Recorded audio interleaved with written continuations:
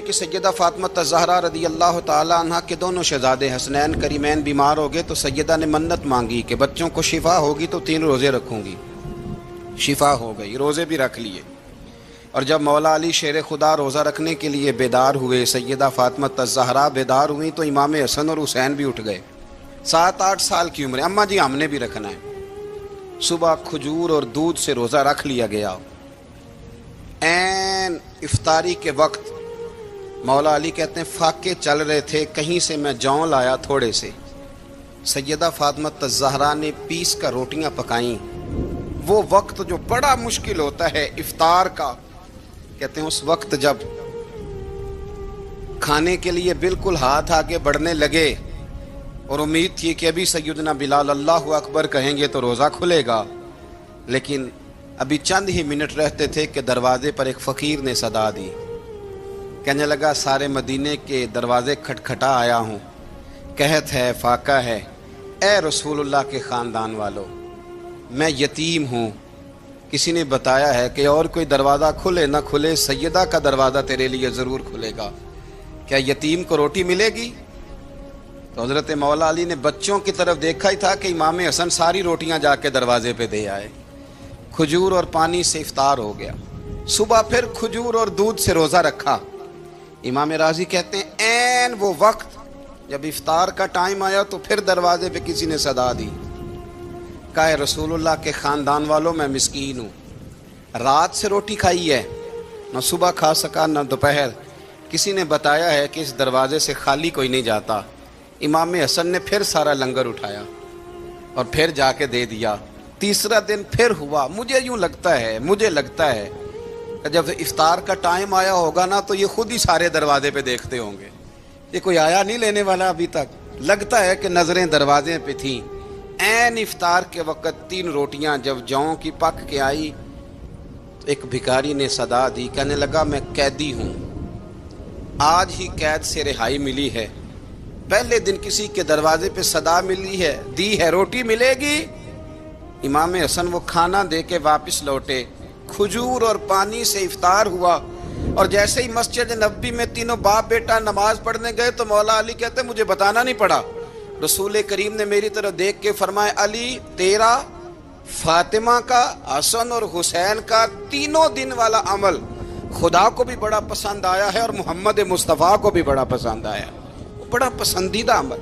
میں کہتا ہوں کہ حضرت فاطمہ نے نا ان کی تربیت پہلے ہی کر دی تھی 3 دن بغیر افطار کے روزہ رکھنے کی. وہ ٹریننگ گھر سے ہو چکی تھی. اب میدان کربلا میں 3 دن بھوکا پیاسا رہنا ان کے لیے مشکل نہیں تھا. حضرت جناب سیدہ زینب بنت ابی رافع کہتی ہیں کہ سیدہ فاطمہ الزہرا نا ایک دن اپنے دونوں شہزادوں کو لے کے، جب حضور کی طبیعت مبارک بظاہر علیل تھی جس میں حضور کا وصال ہوا، دونوں شہزادے لے کے سیدہ فاطمہ نبی کریم کی بارگاہ میں گئی. کہنے لگی یا رسول اللہ میرے بچوں کو کچھ دیجئے. سیدہ پاک تو حضور اٹھ کے بیٹھ گئے. اس کندھے سے امام حسن کو لگایا اور اس سے امام حسین کو لگایا اور فرمایا فاطمہ یہ جو میرا حسن ہے نا اس کو میں اپنی ہیبت اور سرداری دیتا ہوں، اور فرمایا یہ جو میرا حسین ہے نا حسین کو میں اپنی جرت اور سخاوت دیتا ہوں. میرا حسین جرت مند ہوگا اور سخی ہوگا. داتا گانج بخش علی حجویری، امام الاولیاء، سید الاسفیاء، داتا صاحب کشف المعجوب میں فرماتے ہیں ایک دن نا امام حسین کے پاس ایک شخص آیا بڑی دور سے کچھ مانگنے کا، حضور کچھ دیجئے. وہ شخص کہتا ہے کہ میرا ظرف یہ تھا کہ 4-5 دینار ملیں گے. تو امام حسین فرمانے لگے تھوڑی دیر بیٹھ جا، رزق آ رہا ہے.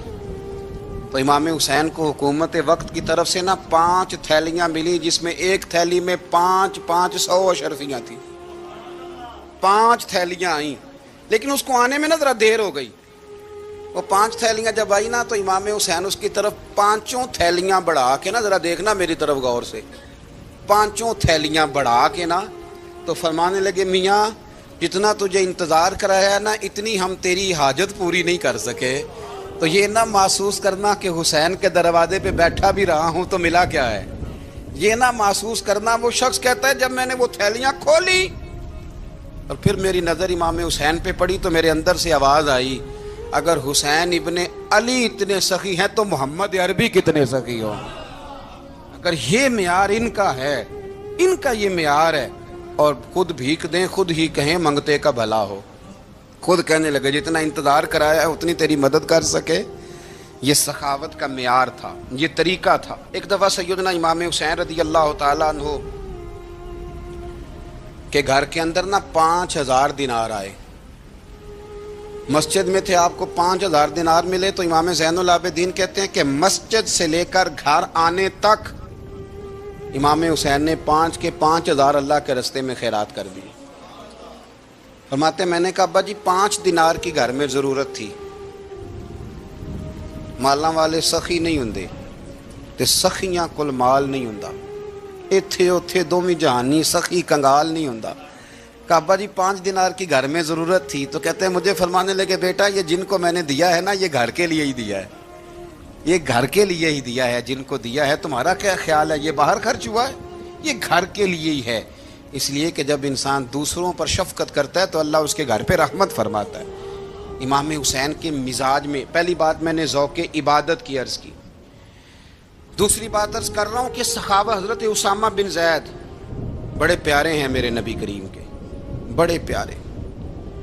حضرت اسامہ بن زید کے بارے میں سیدہ عائشہ صدیقہ فرماتی ہیں ان کے ناک سے اگر رینٹھ نکلتی تھی تو اللہ کے رسول اپنے دستے مبارک سے صاف کر دیتے تھے.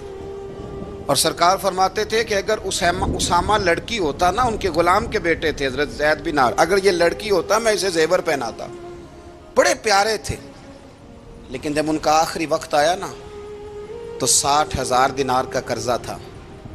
رشتہ داروں سے کہا, دوستوں سے کہا, یاروں سے کہا, پر قرض ادا نہیں ہو رہا تھا. حضرت اسامہ بن زید کہتے ہیں بڑا پریشان تھا. جب حد ہو گئی نا تو حضرت اسامہ بن زید فرمانے لگے جاؤ کوئی حسین ابن علی کو خبر کرو, ان سے کہو میں نا غلام ہوں آپ کے نانا کا, مقروض دنیا سے چلا گیا تو کیا بنے گا. امام حسین کو خبر ملی تو دوڑے آئے. لاجپال اس پیر کو نہیں کہتے جو تگڑا نذرانہ لے کے تو ماتھا چوم لے, لاجپال تو اس کو کہتے ہیں کہ جب ضرورت پڑے تو وہ سر پہ موجود ہو. حضرت سیدنا امام حسین تشریف لائے تو جناب اسامہ بن زید رو پڑے, کہنے لگے حضور میں نے نا غلامی کی ہے آپ کے نانا کی, اور اس غلامی پہ ناز ہے. اب 60,000 دینار کا قرضہ لے کے دنیا سے جاؤں گا تو میری قبر پہ بوجھ رہے گا. امام حسین خادم کو بھی کہہ سکتے تھے جاؤ گھر پیسے پڑے ہیں لے آؤ. امام حسین خود گئے, چادر اوڑھ کے تو اس کی اوٹ میں بکل میں 60,000 دینار چھپا کے لائے اور جناب اسامہ بن زید کے سامنے رکھ کے کہنے لگے اسامہ یار پیسے رات کو ہی آئے تھے, میں سوچ رہا تھا مجھے تو ضرورت نہیں, اللہ نے کس کا نصیب میرے گھر میں بھیج دیا ہے, مجھے تو حاجت ہی نہیں تھی. اب پتہ چلا پیسے تیرے تھے, اللہ نے حسین کی ڈیوٹی لگائی ہے کہ جا کے دے آ. حضرت اسامہ بن زید رو پڑے, فرمانے لگے اللہ آپ کو بہترین صلہ عطا فرمائے. امام بڑا ہی پیار کرتے تھے. گھوڑے پہ جا رہے تھے, کچھ فقیر غریب لوگ بیٹھ کے روٹی کھا رہے تھے. کہاں رہے تھے؟ سڑک کے کنارے. تو امام زین العابدین فرماتے ہیں کہ جب امام حسین گزرے تو انہوں نے آواز دی حضور دل کرتا ہے ہمارے ساتھ بیٹھ کے روٹی کھائیں. کائنات کے مالک و مختار کے نواسے اور دنیا کے سب سے بڑے شہزادے گھوڑے سے اترے اور غریبوں کے ساتھ سڑک پہ بیٹھ گئے, روٹی کھانے لگے اور دیر تک کھاتے رہے. اور جب فارغ ہو گئے تو فرمانے لگے کھانے کی ضرورت بھی نہیں تھی, حاجت بھی نہیں تھی, پر تم نے آواز دی تو دل رکھنے کو بیٹھ گیا تھا, اگر اجازت دے تو چلا جاؤں. یہ مزاج تھا, یہ طبیعت تھی. آپ کے ایک بھائی ہیں چھوٹے, حضرت محمد بن حنفیہ نام ہے, حضرت مولا علی شیر خدا رضی اللہ تعالیٰ عنہ کی دوسری بیوی سے. ایک دن حضرت امام حسین ان کے گھر میں بیٹھے تھے تو کسی بات میں نا اختلاف رائے ہو گیا, تو امام علی مقام ناراض ہو گئے, فرمایا آج کے بعد تیرے گھر نہیں آؤں گا. رومال اٹھایا چلے گئے. لوگوں نے حضرت محمد بن حنفیہ رضی اللہ تعالیٰ عنہ سے کہا حسین تو ناراض ہو گئے, کبھی نہیں آئیں گے. آپ فرمانے لگے بھائی تمہارا ہے کہ میرا؟ جی بھائی تو آپ کے ہیں. فرمایا اگر کہو تو چند منٹوں میں حسین واپس آئے. جناب ناراضگی ہو گئی ہے. فرمایا ناراضگی ہوئی ہے پر میں اس کے دل کی نرمی کو تو جانتا ہوں, اس کے مزاج کے اندر جو محبت ہے اس سے تو ابھی آئے. کہا جناب وہ کیسے؟ فرمانے لگے دیکھنا ذرا. تو امام حسین نے خط لکھا, حضرت محمد بن حنفیہ نے رکا لکھا, کہنے لگے حسین میرے باپ کا نام بھی علی ہے اور آپ کے باپ کا نام بھی علی ہے، پر ایک فضیلت ایسی ہے جس میں میں آپ کا مقابلہ نہیں کر سکتا، وہ یہ ہے کہ آپ سیدہ فاطمہ الزہرا کے لال ہیں، اب محمد مصطفیٰ علیہ السلام کے نواسے ہیں۔ کہنے لگے بھائی جان آپ نے نانا جان کی وہ حدیث تو سنی ہوگی کہ دو لوگ ناراض ہو جائیں تو جو صلح پہلے کرے جنت میں پہلے جائے گا۔ فرمانے لگے دل میرا کر رہا تھا کہ پہلے صلح کر لوں، لیکن پھر بڑے بھائی کو پشت کروں گا جنت میں جاتے ہوئے، یہ بھی تو بے ادبی ہے نا۔ اب خط میں نے لکھ دیا ہے، آپ کا جو ارادہ ہو۔ امام حسین نے خط پڑھا تو آنکھوں میں آنسو آ گئے، پھر سے رومال اٹھایا، بچے پوچھنے لگے کہاں جا رہے ہیں؟ کہا بھائی کے گھر جا رہا ہوں۔ کہا آپ تو ناراض تھے؟ فرمایا تھا ناراض، پر ہے تو میرا بھائی نا، ہو گئی بات ختم۔ بڑی دل میں نرمی، طبیعت میں سوز، لہجے میں گداز۔ حضرت امیر معاویہ رضی اللہ تعالیٰ عنہ نے ایک شخص کو بھیجا مدینہ منورہ شام سے، تو اس نے کہا میں نے امام حسین سے ملنا ہے، تعارف کیا ہے؟ جناب امیر معاویہ فرمانے لگے مسجد نبوی میں جانا جس کے گرد لوگ سب سے زیادہ ادب سے بیٹھے ہوں، اور جس کی باتیں سب سے زیادہ میٹھی ہوں، اور جس کی نظریں سب سے زیادہ جھکی ہوں، اور جس کے چہرے پر تمہیں سب سے زیادہ وقار نظر آئے، وہی علی کے بیٹے حسین ہوں گے۔ جو سب سے زیادہ تمہیں وہاں ماحول کے اندر جو شخص نظر آئے، پوچھنے کی ضرورت نہیں پڑے گی۔ وہ شخص کہتا میں مدینے آیا تو میں نے واقعی ایک شخص کو دیکھا، شہد کے گرد مکھیوں کا اتنا ہجوم نہیں ہوتا جتنا امام حسین کے گرد رسول اللہ کے غلاموں کا ہجوم تھا، لیکن نظریں جھکی ہوئی، باتیں میٹھی، لہجہ گداز گداز، لفظوں میں رانائی، اور لوگ کئی باتیں پوچھتے تو علی کے صاحبزادے ایک آدھ جملہ بولتے تو لگتا یہ کہ وہ جملہ سیدھا دل میں اترتا چلا جاتا ہے۔ امام علی مقام کے کردار میں نا کچھ باتیں بڑی زیادہ تھیں، بہت زیادہ تھیں، بڑا حسن تھا۔ ایک بات تو یہ تھی امام حسین رضی اللہ تعالیٰ عنہ کا علم و فضل بڑا کمال کا تھا۔